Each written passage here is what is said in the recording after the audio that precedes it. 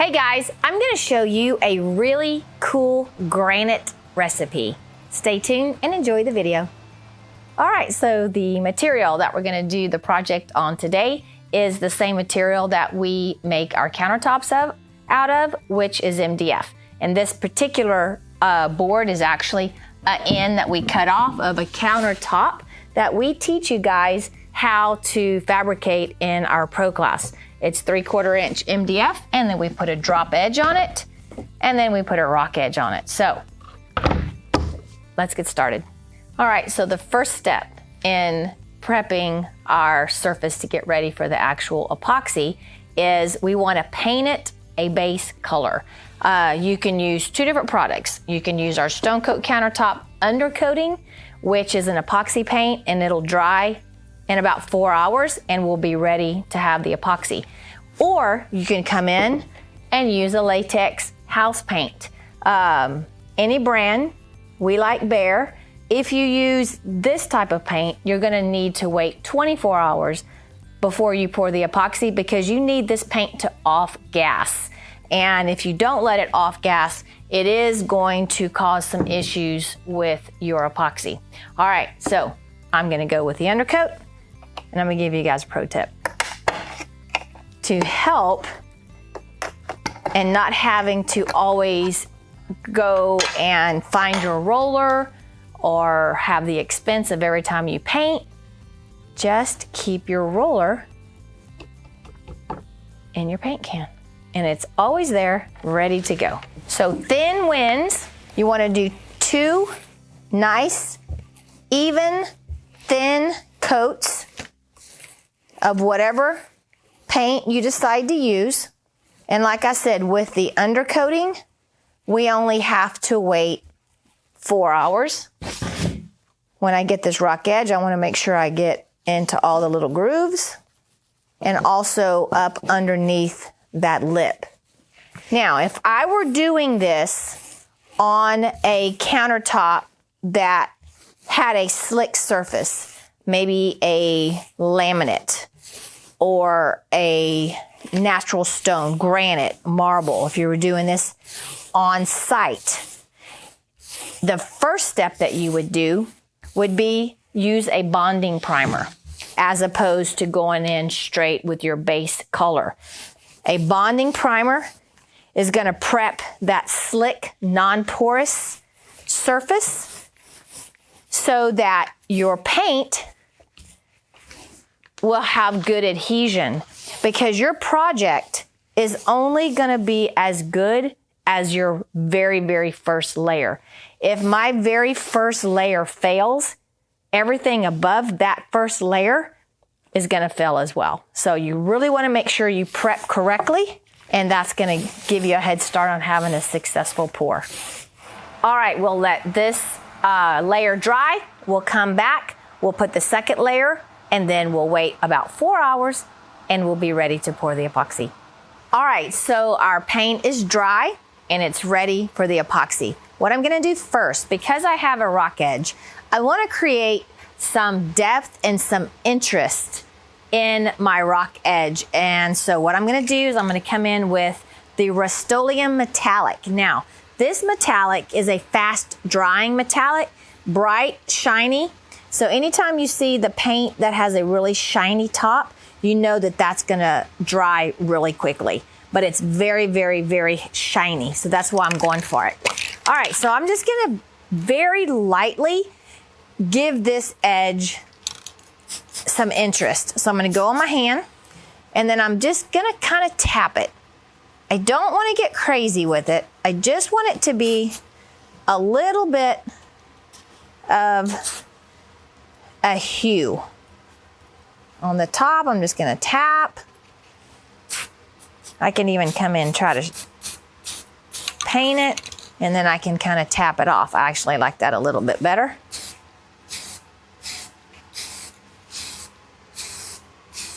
And then I'll come in and I'll remove, and what's happening is it's just staying in those low areas, and that's exactly what I'm going for. Now, it could be up to you If you want your edges to be really bold, you could just pull off a little bit, and then that gold really stays, or you can pull off more and just have it to be almost accents. All right, so if you have a little bit of overspray of that gold on your surface and you don't want that, you can come back with white paint and just kind of go over that very top edge, and any of that gold overspray you can take out. I'm not really worried about it too much because I know that my epoxy that I'm gonna tint is gonna be more of an opaque, and I really kind of like that gold to be on the top. All right, so we're gonna be starting off with our Stone Coat Countertop Art Coat. The Art Coat has all the same properties as the regular Stone Coat Countertop Epoxy, but it has more UV additives. Therefore, it's gonna help with any of the ambering that may happen naturally over the years. All right, so what we're gonna do, instead of doing 3 ounces per square foot, which is what we do on normal pours, I'm gonna do 2 ounces per square foot, because what's gonna happen is this is gonna be almost just like a base for our next layer, and I don't want that base to move a lot. So I'm not gonna put a lot of epoxy down. So what I'm gonna do, I've got the clear, I'm gonna put it into 3 different cups.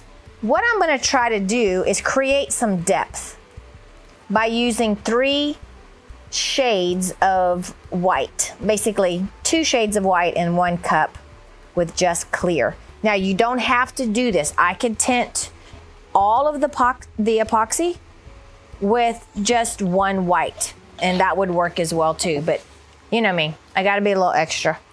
All right, so our first cup, we're going to take just the white mica powder. And this white mica powder can be found on our website.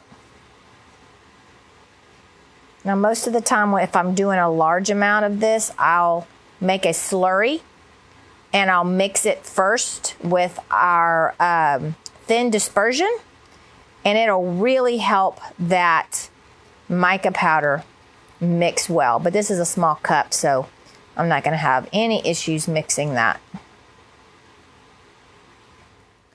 All right, our second cup, we're gonna actually come in here with white dye.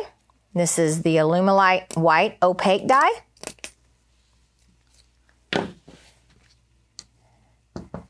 And this is gonna be our non-metallic, kind of a flat type sheen. It's not really flat, it's just a non-metallic. Now, if you wanted to add and make this a little bit of a metallic, you could actually come in and add, actually, you could do this. You can add a little bit of that white mica powder and add it, and just give that white opaque dye just a hint of the shimmer. All right. Now I'm going to come in with a little bit of diamond dust into that white. In my last cup, I'm going to just put a little bit of diamond dust in the clear. That clear is going to give us some depth in there as well. All right. So in that clear, that diamond dust is just suspended. Really looks pretty. All right, here we go. So we have our 3 cups. And we're just gonna pour that out. And like I said, I want this to be thin. So that's why we're just doing the 2 ounces per square foot. Come in with our white opaque and then our clear. Torch it just a little bit.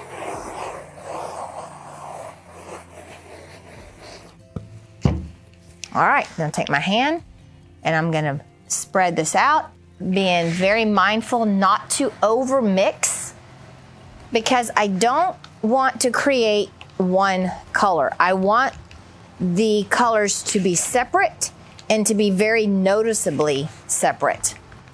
That's what gives us the depth. Honestly, guys, this is one of my favorite white recipes.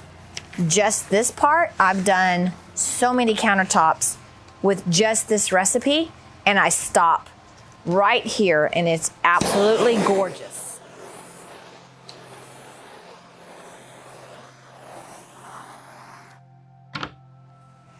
So this, guys, honestly, could be a finish all on its own. But you know me, we're gonna go to the next step. All right, so I wanna take this, push it over my edges, make sure I'm getting all of that material in all the highs and all the lows. And then run my hand up underneath the countertop so that helps that epoxy flow all the way down and under. It creates a really pretty edge. Okay, like I said, this could be a finish all on its own, but we are going to really bling it up. All right, so I'm gonna come in with our silver mica flakes.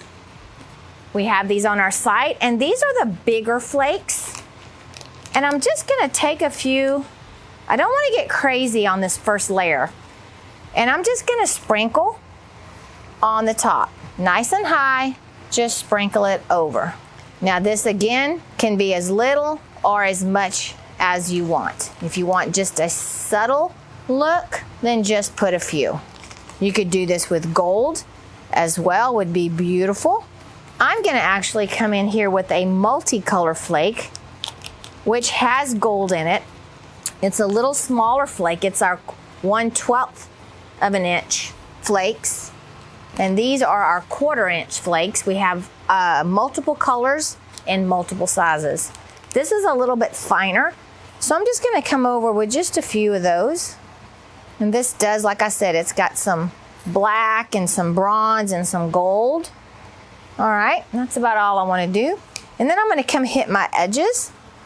Now your edges, you can decide how much you want to show in your piece. Do you want just a little bit? Do you want a lot to show through on those rock edges? Totally up to you. Come in here with my bigger flakes. Now with your bigger flakes, you're gonna, to make sure that you really pat them down, because they may not lay flat, which is not that big a deal, because once they dry, you can sand them a little bit before you put the next coat of epoxy, and that's gonna level them out. But I also like my rock edge to have some texture. Now you wanna wait until your epoxy's starting to kind of tack up before you put a lot of this on there. So it's a good idea to maybe let your epoxy sit 10, 15, 20 minutes before you come and add all this to your edge. That way it's not all gonna run down. Now this is just background. We still have another layer of epoxy that's gonna come over this. So this is kind of muted because of the tinted epoxy, but that's okay. I'm okay with that. Like I said, we're building layers. All right, so we're gonna let the epoxy set for 24 hours. And tomorrow we will come in with another clear coat with some more of our mica flakes. Now, you can also wait about 12 to 14 hours, depending on your temperature, depending on the humidity, but you want your epoxy at a stage where you can touch it. It's not stringy, it just feels like tape. At that point, you could also go to the next step, but we're gonna wait for 24 hours and then we'll come in with the clear. All right, it's been 24 hours. Our epoxy has hardened and it's time to go to the next step. So I want my edges to be a little more distinct. You don't have to, but in my case, I really want that gold to pop. So I'm gonna come back over this rock edge again with my metallic spray. Now, like I said, this is my preference. If you don't want to have that edge really pop, then you can leave it like it is. You can take as little or as much as you want off. All right, for the surface, before we pour our next layer of epoxy, I'm gonna wanna scuff sand very lightly just to make the next coat have a mechanical bond.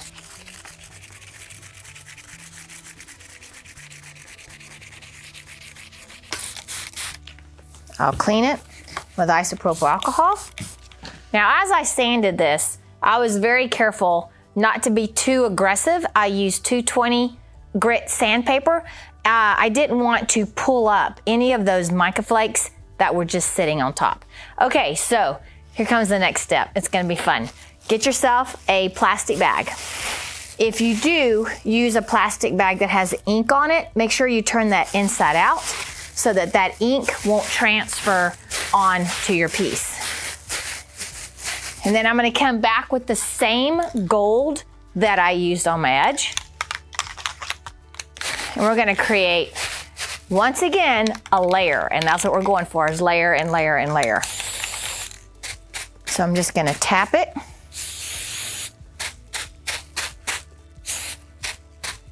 Again, as much or as little as you want. If you want a very subtle granite with gold, you'll just put a little.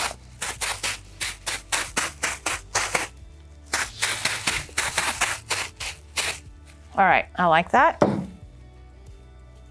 Now I'm gonna come over, I think I'm gonna do a little bit of silver. Let me just see. The Rust-Oleum 2X, and it's the aluminum.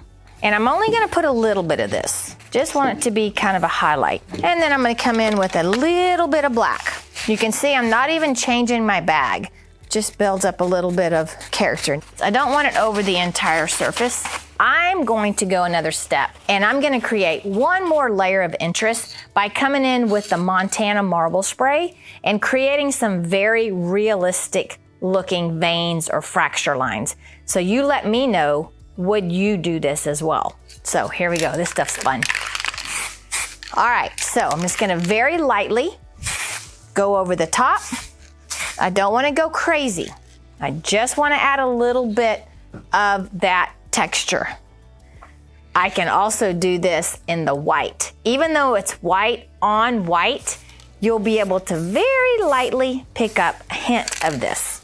The spray paint is drying. I'm gonna give it about, I don't know, 10, 15 minutes, and then we'll come over the top with our epoxy. I'm going to also be using a little less than 3 ounces per square foot. I'm right at about 2, because again, this layer, I don't want to move too much. Then I'll come over with my final flood coat. Now, I know it seems like we're putting more epoxy, but because we're using 2 ounces for the first coat, 2 ounces for this coat, and then our flood coat will be 3 ounces. That's, what is that, 3, 4, 5, 6, 7 ounces? That's actually less than what you would use if you did an exotic pour. So it's taken a little bit more time, but we're really creating some depth, and we're not using that much more epoxy. All right, so what I've done is I've taken my epoxy and I've split it into 3 cups again.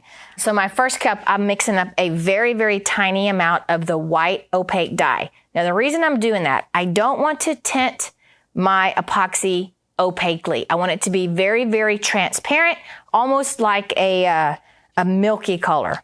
So I'm gonna add a little bit of that color in there and see if I like that. Yeah, that's what I like. I like it to be very milky. I don't want it to be opaque. I'm gonna add just a tiny bit. And I still have some on my stick, so I'm gonna add a little bit more down in there. There we go.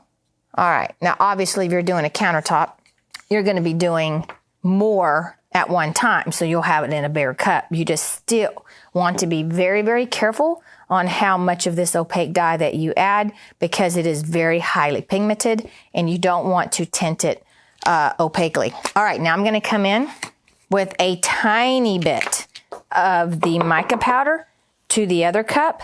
Now I say a small amount because again, I don't want this to be opaque. I only want it to have a shimmer of that mica powder. It's only got a very slight shimmer. I still want to be able to see through it. On our clear, all I'm going to do is add a little bit of diamond dust, just enough to give a shimmer. Again, I don't want that to be overpowering. Now, also to my clear, I'm going to add just a little bit of the mica flakes. And I can always add more to the surface And I'm only gonna do the silver. I don't want the big or the smaller flakes that have the multicolor. I just want the silver flakes on top of there.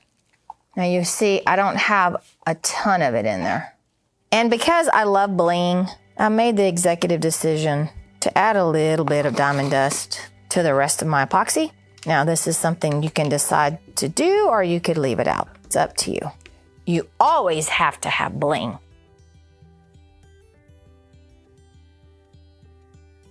And then I'll come back over with my clear. Again, being very careful not to over meld.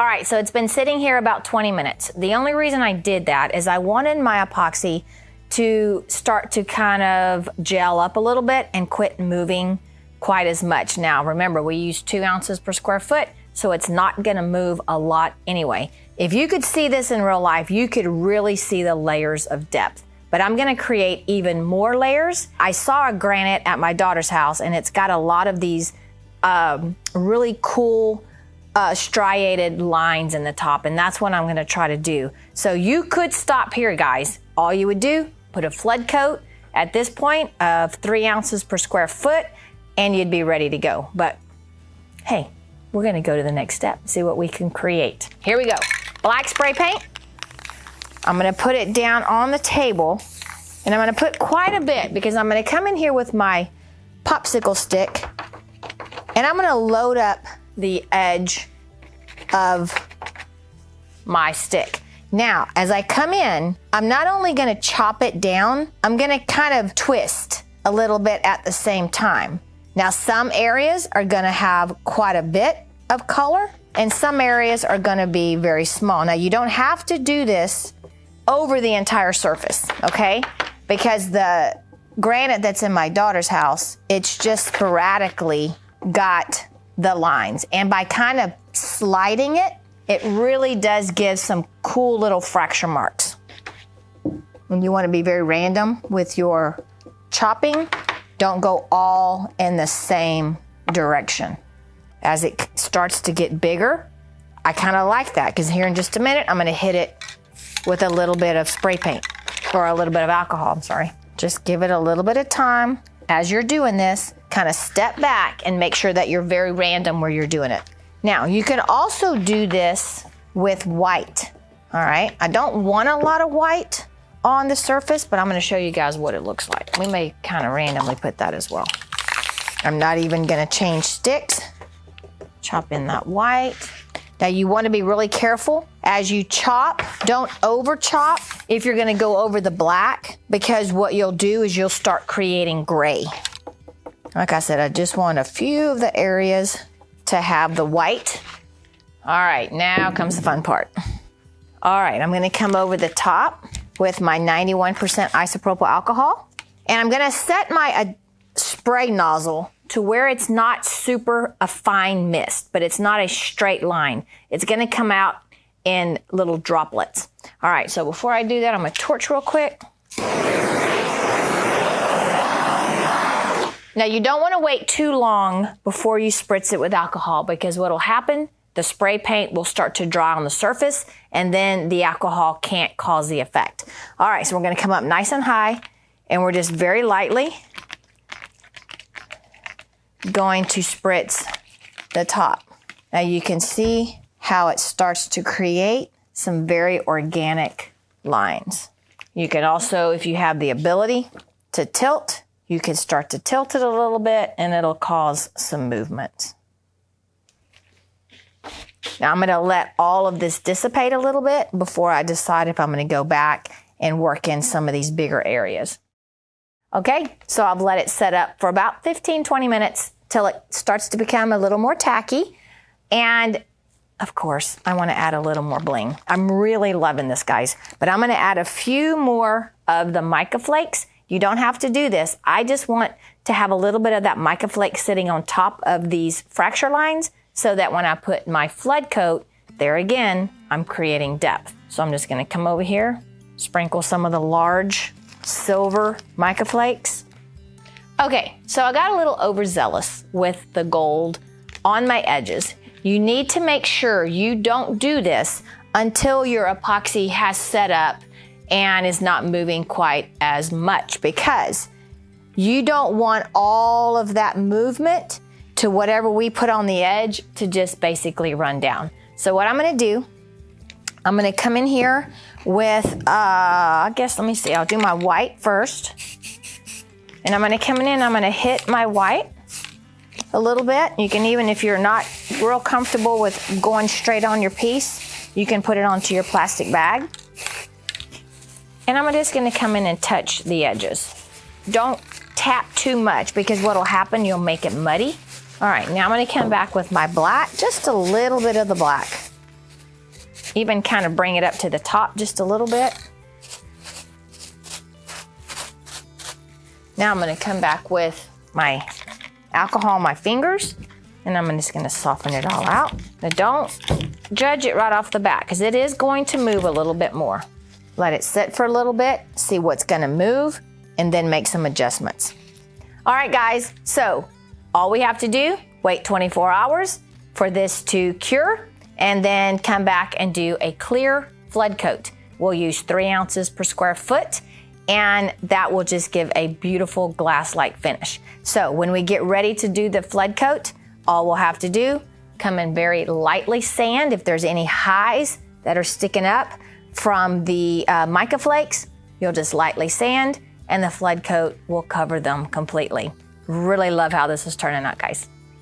It's been 24 hours and our epoxy is cured. So what we want to do before we go to our final flood coat is to lightly scuff sand it to form a mechanical bond, and also knock down any little highs that we may have from the mica flakes sticking up. So let me give you a hint. Because we have spray paint on the surface where we did our chopping, if you get really aggressive when you sand, it's a possibility that you can sand that off. So you could do 2 things. 1, lightly scuff. Be very careful not to take that top layer of spray paint off. Or you can wait about 12 to maybe 15 hours, depending on your temperature and your humidity, to where your epoxy is tacky, not stringy and sticky, but tacky like a piece of tape. At that point, you can go ahead and pour your flood coat without sanding, and at that point you'll have a chemical bond as opposed to a mechanical bond, which is what we're gonna get by sanding. By doing that, you don't have to worry about sanding or removing any of that spray paint that's on your surface. Now, there's a lot of people out there that believe you cannot use spray paint in epoxy because it kind of messes up the integrity of the epoxy. Here's the deal. As long as you put a clear flood coat, which is what we recommend anyway for durability, you are gonna bring that epoxy back up to its original condition. You'll get your high heat resistance, you'll get your food safety, you'll get all of those properties back when you add that final flood coat. Using spray paint is a great way to get different finishes and different effects. So don't worry about using spray paint in your epoxy if you're gonna do a clear flood coat. All right, here we go. So 220 sandpaper. I'm just gonna barely come over and I'm gonna scuff sand. And I'm not gonna try to knock every single one of these highs completely down, because my flood coat's gonna take care of that. I just wanna kind of knock the really high ones down just to ensure that I have a beautiful flood coat. All right, we'll do the front edge and then we'll be ready to go. All right, guys, I have a pro tip. For your edges, where you wanna be really careful that you don't wanna burn through, we use the Scotch Brite, I think it's like a Brillo pad. I'm not sure exactly the name of it. This is probably a 2/0, I believe, but it lets you get into all your nooks and crannies of a rock edge, also a smooth edge, without burning through that epoxy. All right, so our final flood coat. I don't put any additives in there except maybe a dust, diamond dust, gold dust, and in this case, I'm using a very fine gold glitter. It's gonna give me a little bit more of a sparkle than the gold dust will. We do have this available on the website, and I'm gonna put just a tiny bit, guys. I don't want this to overpower what I'm doing. You can also come in here along with your fine glitter. You could add some gold dust as well. All right, and it's only gonna catch the light ever so often. Like I said, I don't want it to be too crazy. Ready? All right. We're using the Stone Coat Countertop Art Coat as our flood coat as well. We're doing it at 3 ounces per square foot.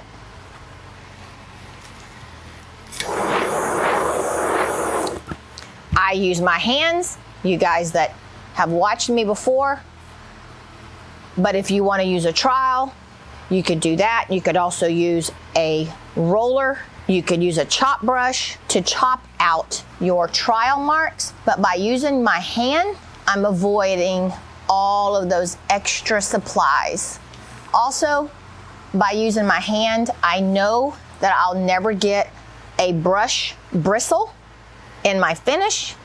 And also, I've noticed by using my hands, I don't entrain as many air bubbles. Now, if I'm doing a huge project, large surface area, I will use a trowel to spread my material out, but then I almost always come back with just my hand and smooth it out. All right, I just love how a flood coat gives a 3D look and just adds depth and brings back all of those properties that your epoxy was meant to have. All right, guys, it's that simple. For a full tutorial on how to get a flawless top coat, check out the link that I'll put in the video description below. I hope you enjoyed this video tutorial. I know there was quite a few steps involved, but the finished product is absolutely gorgeous. If you have any questions, make sure you reach out. Until then, guys, make sure you subscribe to our channel. Click the bell for future notifications. That way you guys know every single time that we post a video or go live. Also, join our new Insiders group. It is so much fun. RK3 Designs Epoxy Insiders on Facebook. Join us and have a good time. We encourage everyone that's in this group to post whether you're a beginner or a professional. All right, guys, until next week, you know the routine. Don't be scared. Move forward and be creative.